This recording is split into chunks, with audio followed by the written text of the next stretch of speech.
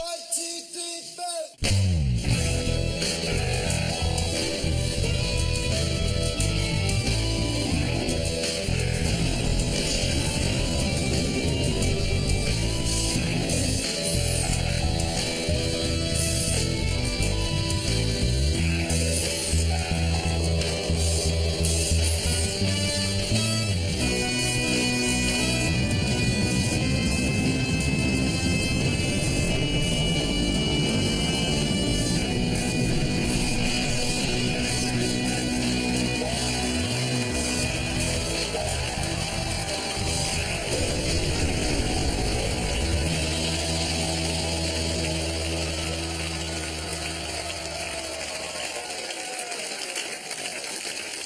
Well, in years to come, people will ask, where were you when Bill Shorten debated Malcolm Turnbull at the National Press Club?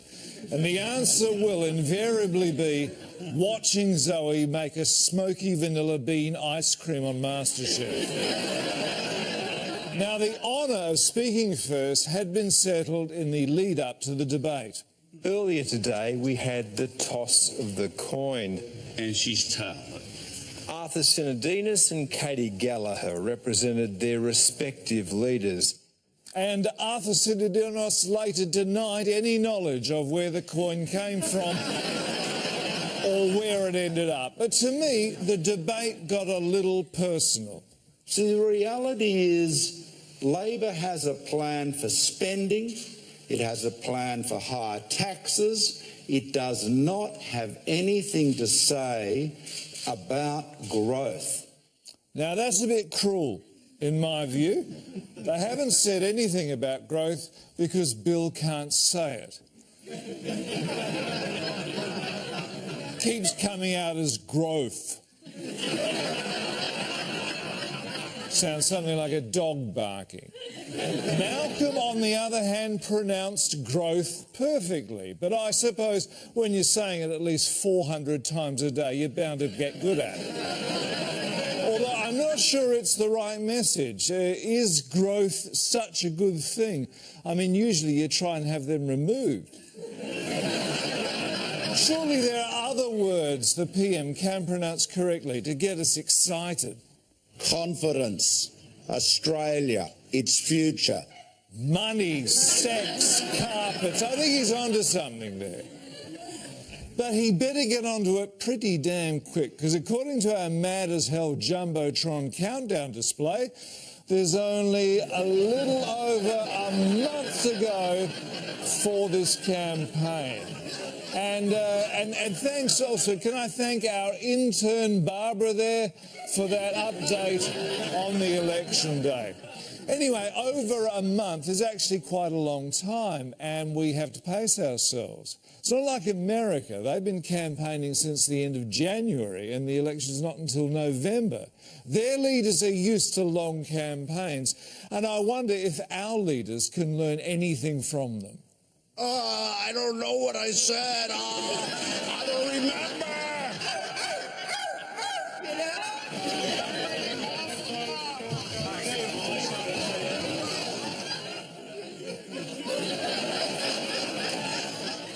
Probably not. Not that I'm suggesting our leaders need help connecting with the people. The latest polls have the parties about 50-50, so they must be doing something half right.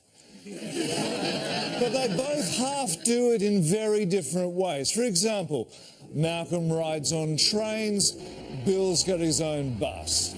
Bill wears a red high-vis vest, Malcolm wears a yellow one. Bill likes lettuce, Malcolm prefers oranges. Malcolm likes unveiling statues, plaques, and himself. Bill prefers running away from journalists, throwing himself at women and hiding in his service elevator. But maybe they need to go further to differentiate themselves from each other if they want to win majority. So I wonder, maybe the new president of the Philippines, Rodrigo Duterte, who won in a landslide, could teach our candidates that you need more than just three-word election slogans like putting people first and jobs and growth if they want to win our hearts. Here's a 13-word one from Rodrigo that I think won the election for him. You who are into drugs, you sons of bitches, I will really kill you. I mean, maybe not for the major parties, but I certainly think it's a good fit for David Lionhill. Then again, maybe our leaders should follow Pauline Hanson's lead, dispense with slogans and debates and even policy, and just wave at passing traffic from the roadside. It's an interesting campaign tactic also being used by this man who is running against Christopher Pyne for the seat of Sturt. Good luck to him. The reality is, though, that the major parties have so much in common. In fact, they often help each other out by announcing each other's policies. For example, here's the Treasurer, Scott Morrison, taking us through Labor's black hole policy. Though granted, given it wasn't his policy, he was a bit hazy on some of the finer points, admitting that his figures on Labor's planned inability to cost things properly might be out by $35 billion. Still, he was prepared to stick by Labor's black hole, even if it meant he was going to be sucked into it. So there may be a black hole in your black hole then? No, not at all. But is he right about this aspect of his wrongness? Can a black hole not have a black hole? Professor of Pedantics at Box Hill TAFE, Ian Orb Spider.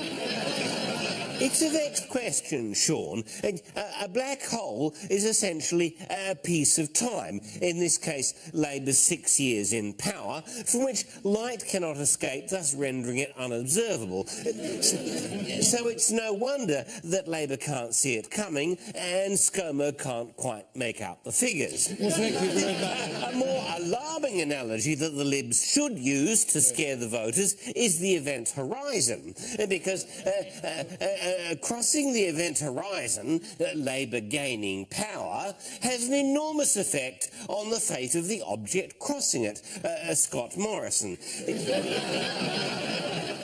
Although the object has no locally detectable features, so it could be George Christensen. Little girl, bring me that blackboard. But Professor Ian, if the economic black hole of $67 billion or $32 billion can't be observed, then how do we know it really exists? Shaun, although the black hole cannot be seen by the naked Treasurer, it is detectable, as NASA observes, with space telescopes using special tools. The question is, does the government have any special tools to help it find black holes? Well, I think we have footage of a special tool helping the government find a black hole. Got news for Dr. Harvey Smith, Mr. Speaker. If she thinks that's a monster, she should take a look at Labor's black hole, Mr. Speaker. Well, thank you indeed, Professor Ian. Thank you, Professor Shaun. Shaun Micallefs, you son of a bitch. No, just in a minute. But even though on the surface of it, it appears that the Treasurer is unable to add up a simple column of imaginary figures, the parties are so supportive of each other, it was Labor's Tony Burke who rushed in to defend ScoMo. They're not stupid people. They know exactly what they're doing. Yes, it's rare you see that sort of cross-chamber support, and he certainly did seem pretty cross about it, didn't he? Then, at the risk of bursting a blood vessel in his temple, Tony went further and announced some Liberal Party policy of his own. Liberal Party policies will be announced by the Liberal Party. Amazing. A Labor frontbencher announcing the Liberals' policy that the Liberal Party policies will be announced by the Liberal Party. some sort of record too, an election promise that is actually broken during its own announcement. But the most extraordinary demonstration of this interspecial breeding between political animals was this extraordinary declaration of what can only be described as love from our Finance Minister, Matthias Cormann. Bill Shorten is very caring and very much in touch, and Bill Shorten every single day is promoting our national economic plan for jobs and growth. See, that's great. See, I think personally that marks the end of negative campaigning in this election. But the best part of all of this was, for us, Bill Shorten's reaction. I guess Senator Cormann's officially terminated Mr Turnbull's scare campaign.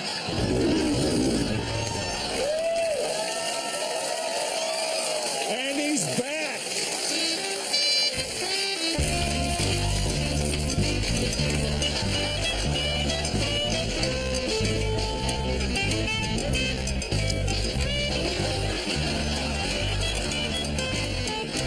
Yes, 4 weeks it's taken, but it certainly was worth the wait. It had everything, didn't it? The newly minted observation that Matthias Cormann sounds a bit like Arnold Schwarzenegger, a pop culture reference to a film that's 30 years old, the way it didn't quite fit into what he was saying, and that very Shorten-esque way he leans in and emphasises the punchline so we don't miss it. I guess comedy is like riding a bike, isn't it? You can look like an idiot if you don't know how to do it properly. Spokesperson for the Finance Minister, Darius Horsham, do you think Matthias Cormann would have enjoyed Bill's joke? I didn't get it. I don't think Matthias sounds anything like Arnold Schwarzenegger. You're terminated. Oh, you're terminated. Look at me. I'm terminated. Ha ha. Big joke. It's that sort of casual racism that's creating so many problems in our immigration policy in this country. But Matthias does seem to have a sense of humour about himself, doesn't he? Indeed, I came here from a particular corner of the world. I wasn't born here, and of course I still speak with a funny accent, as some people might say. Matthias doesn't know what the hell he's talking about. There's nothing funny about his accent at all. It's perfectly normal. All right, let's forget about the Terminator references. What about Matthias's comments in support of Bill Shorten? Some people are suggesting he made a mistake and actually he meant to be talking about Malcolm Turnbull. Shaun, Matthias, unlike the Scott Morrison, does not make mistakes. We all know he is programmed to eliminate Bill Shorten before the Judgment Day 2016. Yes. The only thing I can think of that has happened is that someone in the future or in an alternate timeline has reprogrammed him to protect Bill Shorten in the sequel. Yeah. Otherwise, I agree with you. It doesn't make any sense. And if left unchecked later on in the franchise, it could create some sort of temporal paradox. All right. So, Darius, if I could ask you, please, a quick question on Medicare. Look at my forehead. Huh? Has somebody typed the word asshole? No. It's like Matthias says about Bill Shorten. Bill Shorten is an economic girly man.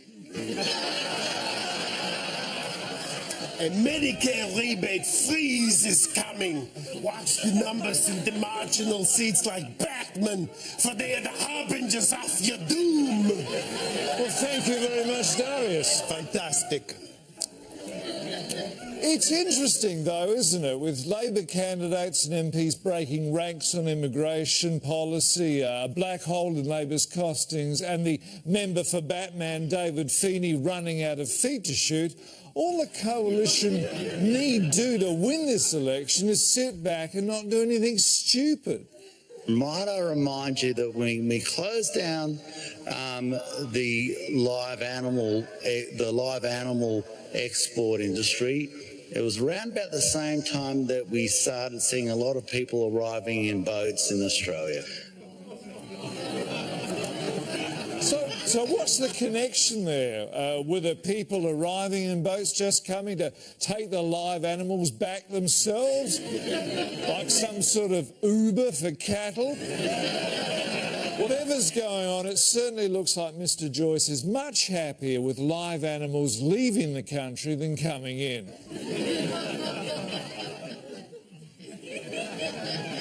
And to be fair to David Feeney, the Shadow Minister for Justice and presumably irony, did have a much better week this week than last. He well and truly put behind him the embarrassment of failing to declare a $2.3 million house with a redemptive interview on Sky News.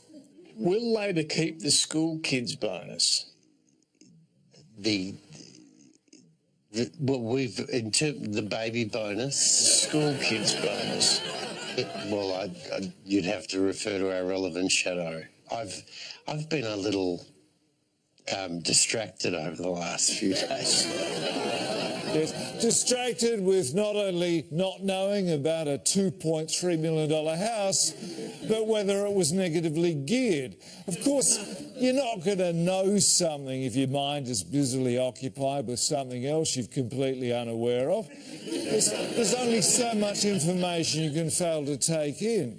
As he went on to prove when he left the studio after the interview and accidentally left behind confidential talking points notes telling him how to respond to questions about the fact that Labor's campaign material was being produced in Bangladesh. Now, I didn't know anything about this until now, nor, I think it's safe to assume, did David Feeney. And like most of you, I don't know much about Bangladesh because it's a country that I don't live in, but I do know the country's national flag serves as a metaphor for David Feeney's political future in the seat of Batman. A small circle of red surrounded by a sea of green. Mind you, David Feeney is not the only member of the ALP to feel the heat this week. Former New South Wales Labor boss Jamie Clements will face court next month accused of misusing the electoral roll after confidential information he supposedly handed to a disgraced former union boss was used by an associate to threaten a man with a 9mm bullet.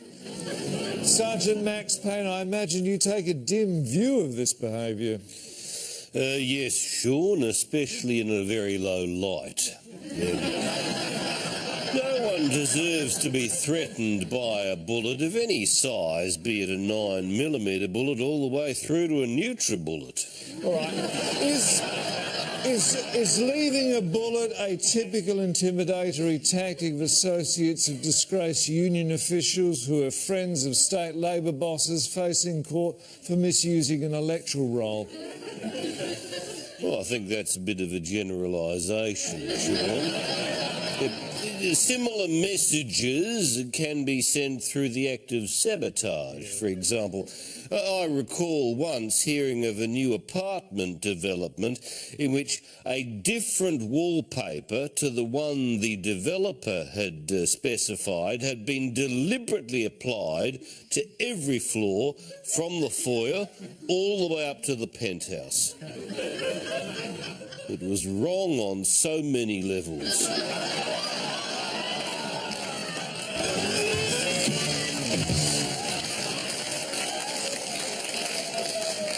Still to come later in the show, our PM poses the question that all of Australia has been asking. How old is your rat?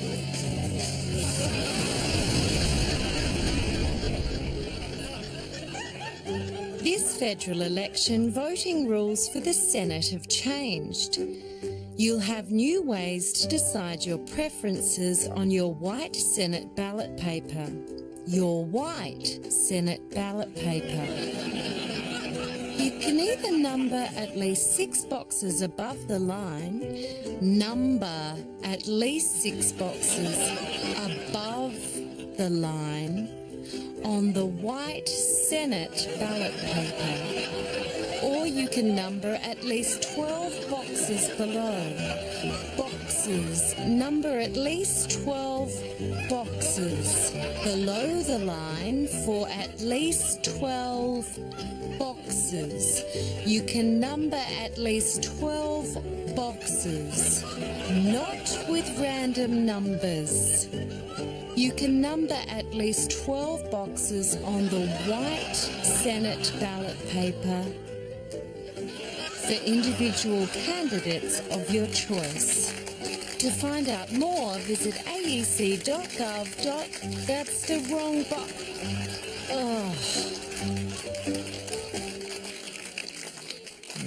Another thing you're going to notice on the voting forms this election are party logos.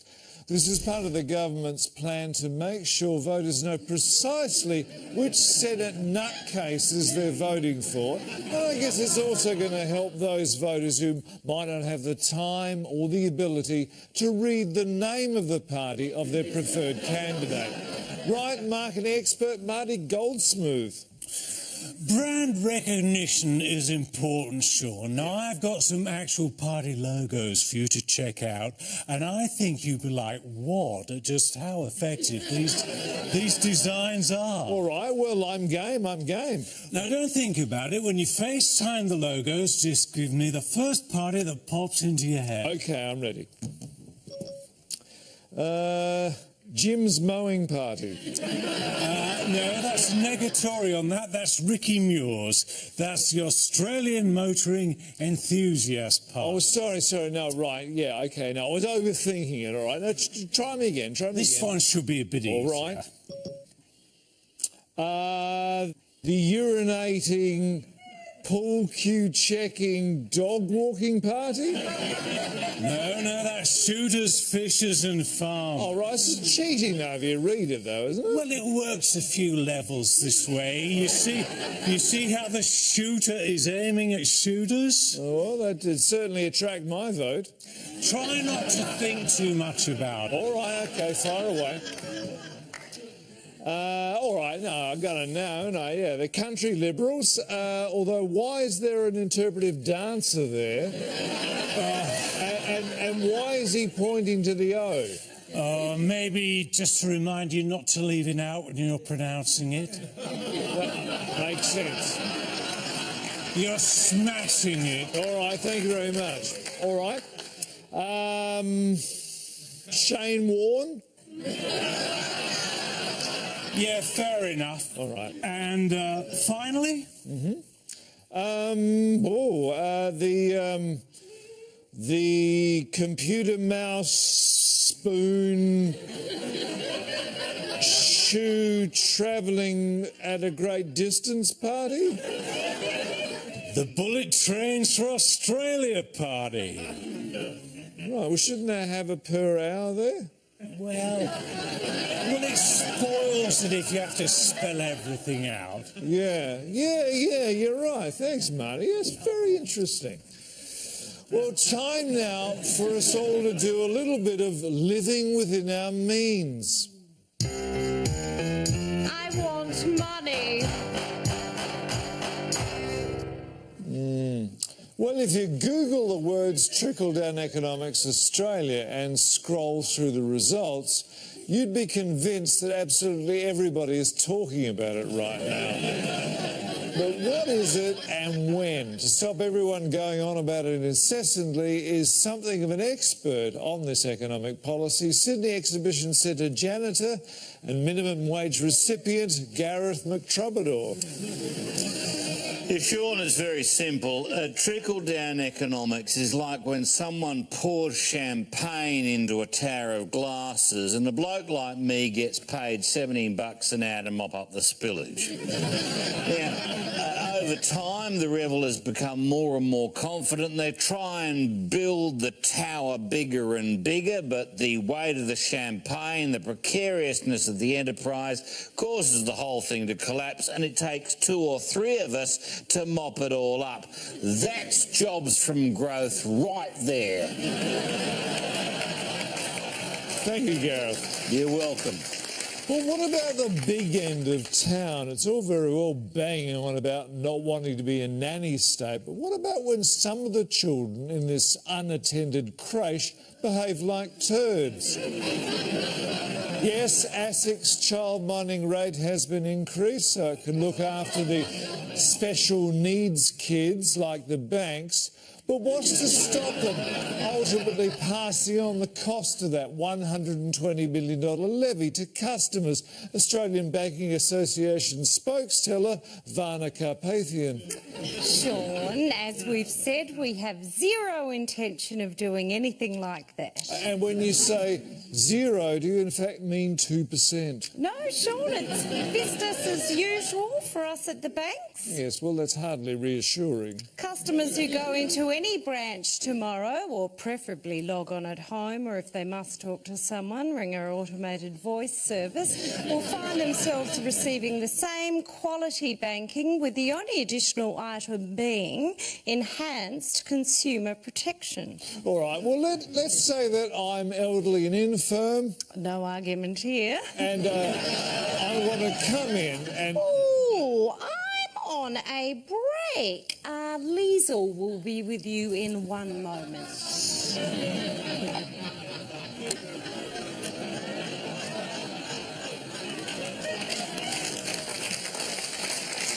This one's trouble.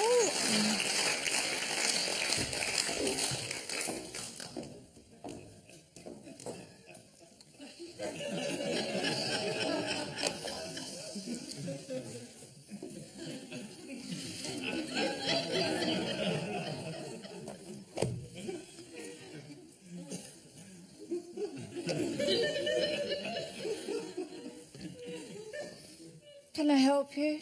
Yes, yes. I was just saying to the lady before that let's say I'm elderly and infirm. No argument there. And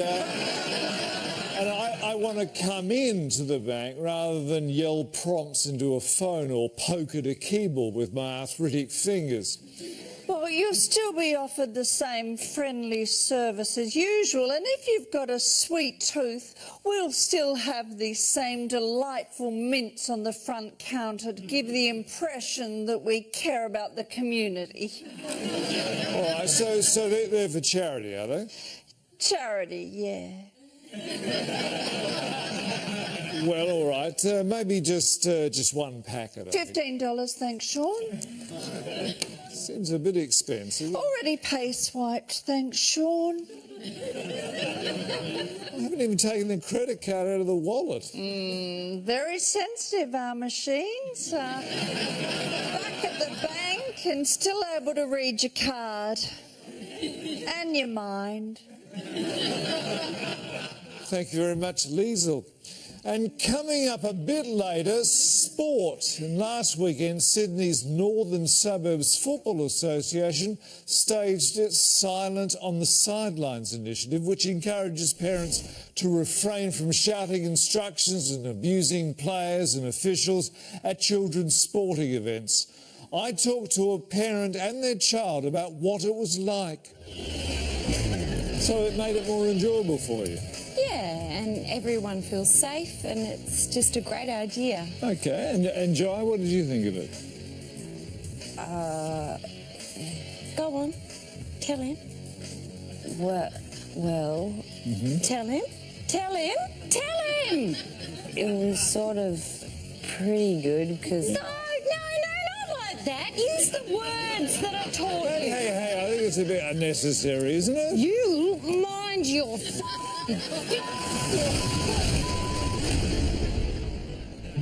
And coming up after Shaun Micallefs Mad as Hell, take a magical tour of Mexican laundromats with an English comedian you might remember from 30 years ago.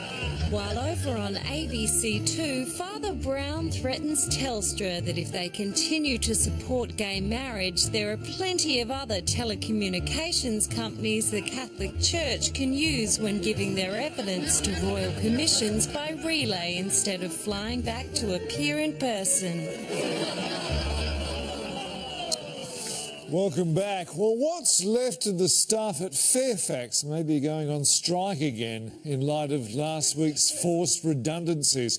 According to my preferred news source, the World Socialist website, 30 editorial staff at the Sydney Morning Herald are going, and this only a month after announcing that the Canberra Times would be redesigned into a more compact format, presumably the smaller size to accommodate the smaller staff, Fairfax Bureau bottom drawer cardamom pie. It's simple for economics, Shaun. You just ask any of our former business writers now doing spec work for Mamma Mia.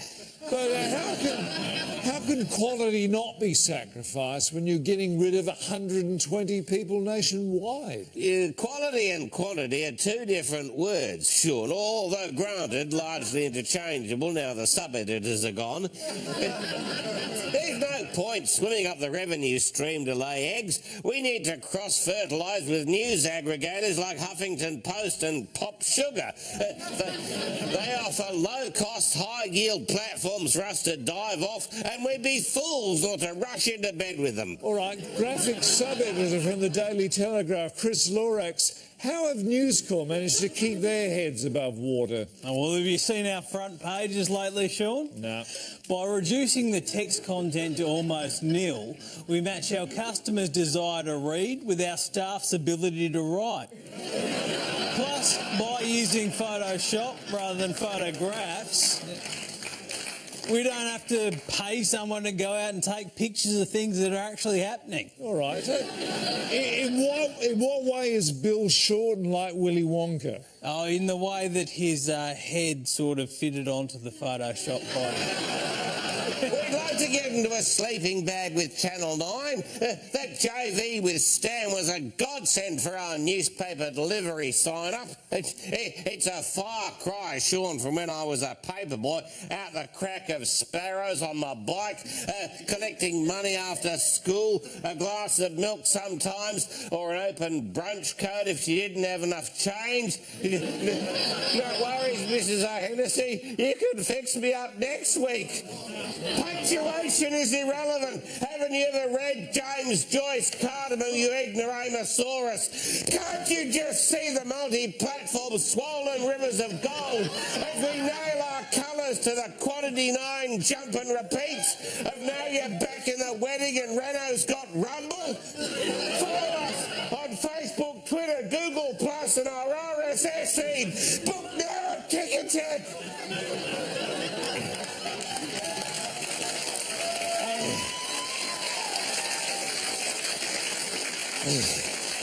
See, Billy Shorten and the Promise Factory might have actually worked better, or have you just picked Willie because Bill is a diminutive of William? Look, I don't know. We've got to make these fucking newspapers every day.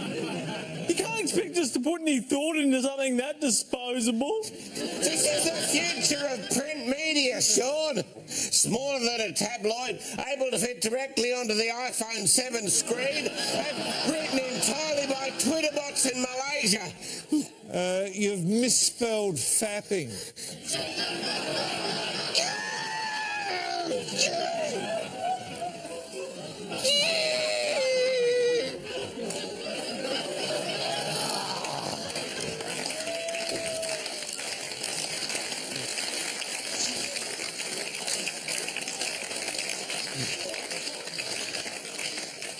But not all media is dying, and it's them we now salute with a pat on the back. That hurt! By the media Sasquatch.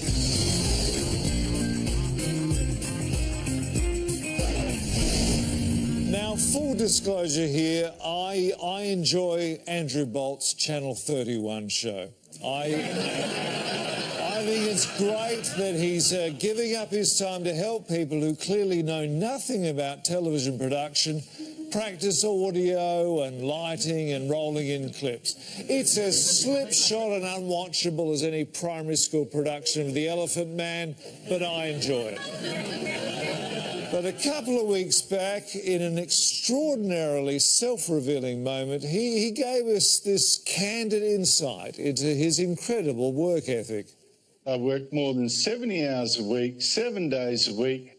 Not only does the man work 70 hours a week, he does this every single day. And it's refreshing to hear that he has the same disregard for the laws of time as he does about the niceties of political correctness. But I was concerned by his next revelation. I get paid, say, $200, say, for preparing tonight's editorial, this one. Now, we fellow travellers in the sitting behind a desk and talking industry have to look out for one another, and the fact that Andy is apparently getting paid cash in hand in used 20s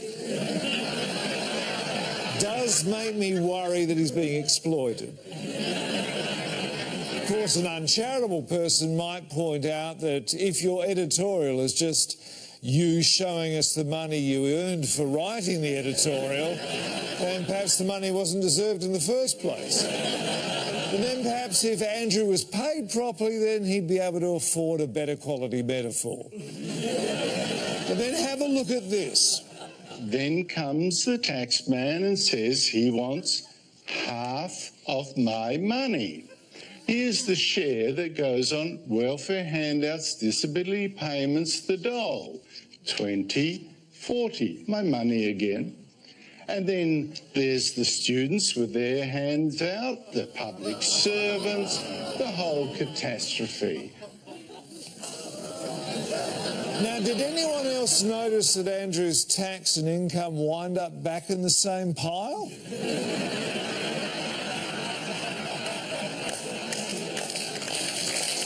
Interesting. Yes, worthy of your applause. It's brilliant stuff. Andrew is acknowledging that by making a living complaining about the government spending, he too is dependent on welfare.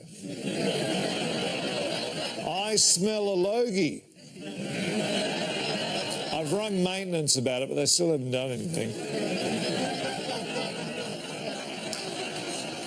Unfertilised chicken ovums, the perfect meal for humans in need of protein and so-called good cholesterol.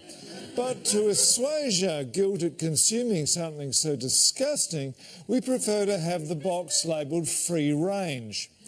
But what does this mean, and who says? And so what anyway? Fart McCaskill has more.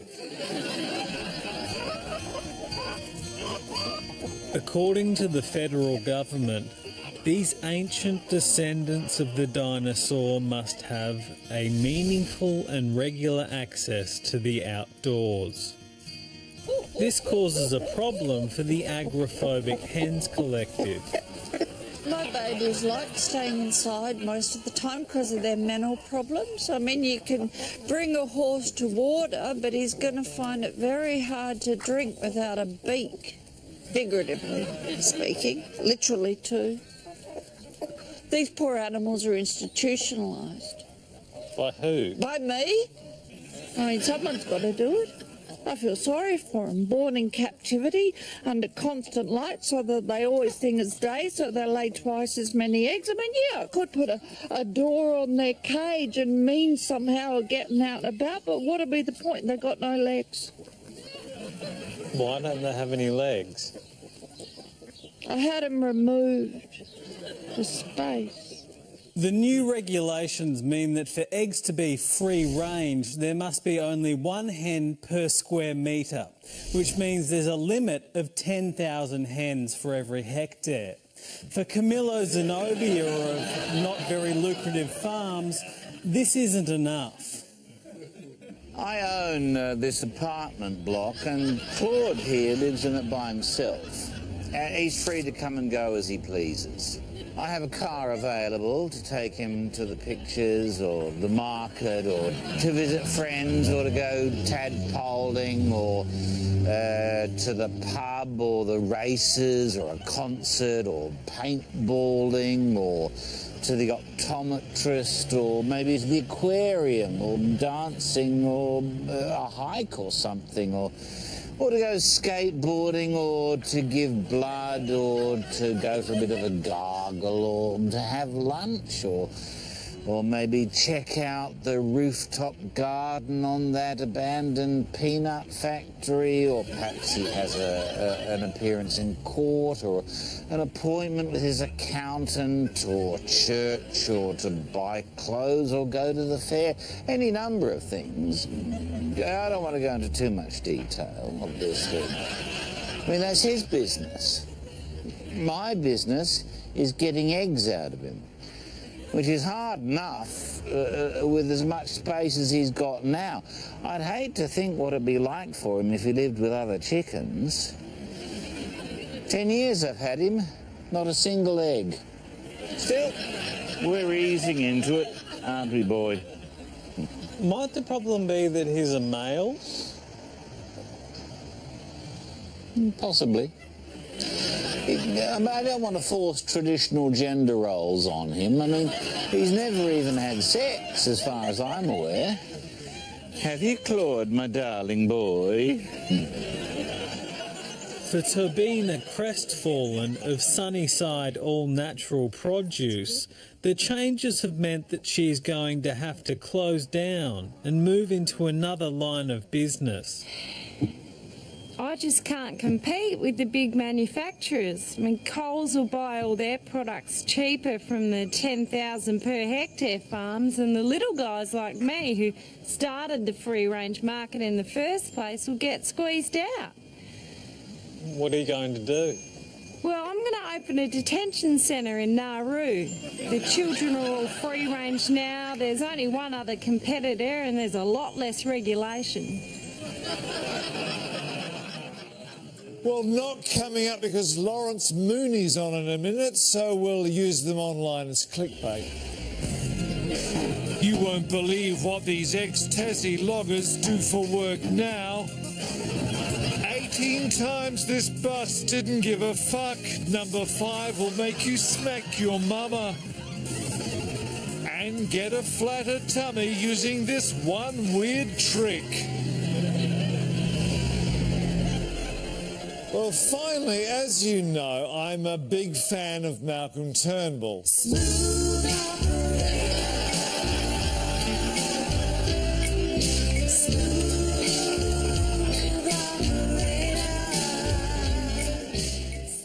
But you have to feel sorry for him, don't you, these days? There he is, a highly successful merchant banker and barrister, reduced to trying to shore up his popularity by blowing the whistle on a puffing Billy steam train and delivering god-awful puns. Steaming ahead for more growth and more jobs.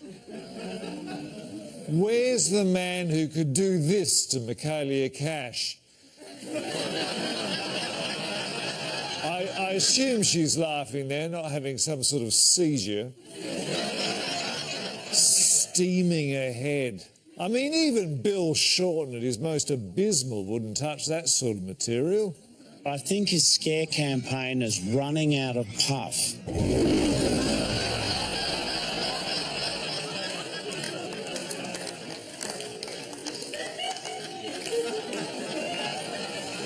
It makes you long for the days of John Howard, doesn't it? There's a guy who knows what's funny. Good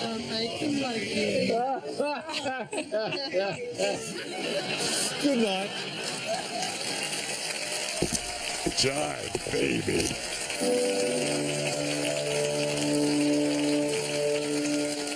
How old is your